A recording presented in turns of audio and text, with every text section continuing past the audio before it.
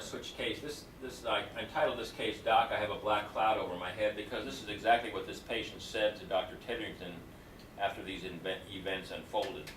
And you'll see why he felt that way in a second. This was an 80-year-old man. He had a hypercoagulable syndrome. He had the factor V Leiden genetic defect that causes your blood to be more prone to clotting. He'd had a history of multiple deep vein thrombosis and a pulmonary embolism. He'd had an inferior vena cava put in place a few months before and was on Coumadin therapy. But after he started the Coumadin therapy, he started having multiple GI bleeds. And in November of 2007, he came in with a GI bleed. He got 2 units of red cells and 5 units of FFP. And then again in December, just 1 month later, he ended up with a massive GI bleed. He got 15 units of red blood cells, 10 units of plasma, and 2 units of platelets.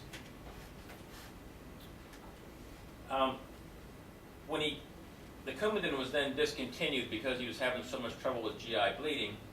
But 1 month after it was discontinued, he came back into the hospital with recurrent deep vein thrombosis. And the resident that was taking care of him in the Heart Institute noticed that, going back to the previous medical records, that this patient had never had an elevation of his ALT or his AST.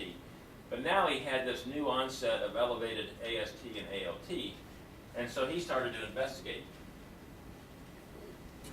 And this is what the patient's liver test looked like. He had an AST that peaked on May 20th at around 245, so it was about 6 times the upper limit of normal. His ALT was about 6 times the upper limit of normal. The alkaline phosphatase was a little elevated, but not nearly as much as the AST and the ALT. And his bilirubin was still normal.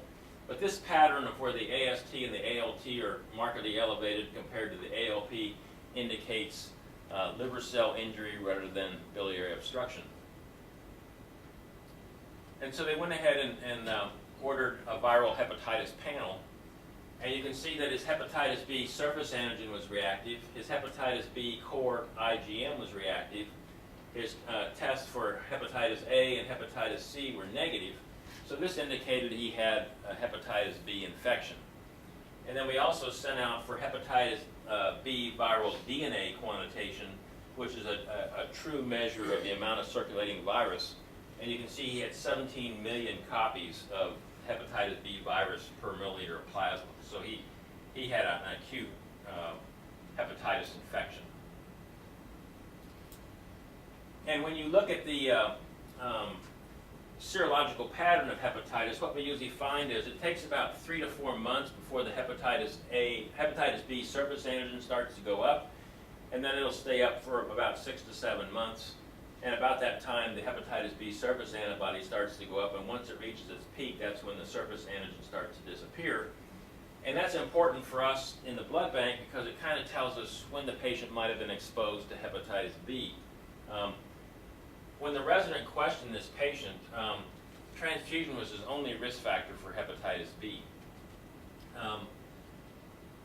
So we reported this to the community blood center that we thought we had a case of post-transfusion hepatitis B. They didn't want to believe this at first because they hadn't seen a case of hepatitis B from transfusion for 10 years.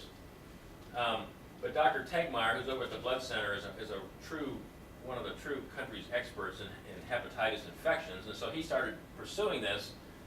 And he knew that the hepatitis B incubation period was anywhere from 6 weeks to 6 months, so he thought, well, we better investigate the donors that donated that unit from the very first set of transfusions in November 2007. And so the patient had gotten 2 units of red cells and 5 units of plasma, so there were 7 different donors involved in this case.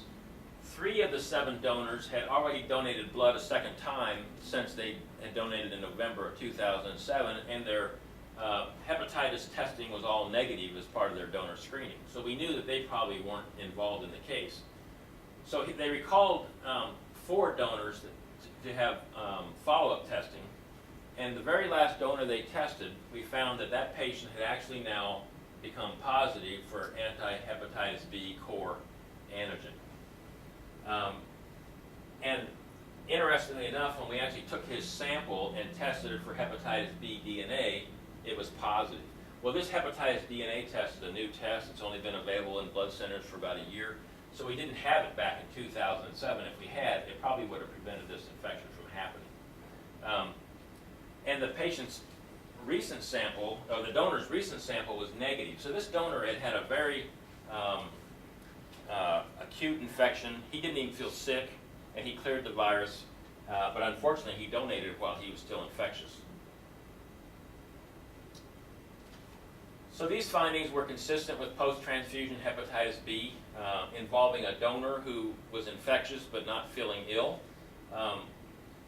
The risk of this happening in this country today with all of our current testing, before we had, this is called nucleic acid testing, they call it NAT.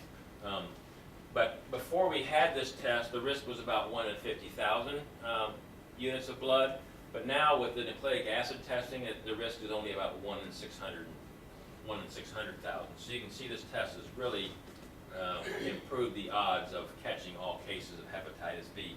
But even with this testing in place, Dr. Hollinger at the NIH has estimated that still about 21 patients will be infected per year with hepatitis from a transfusion. 15 of them will be sick enough to be hospitalized.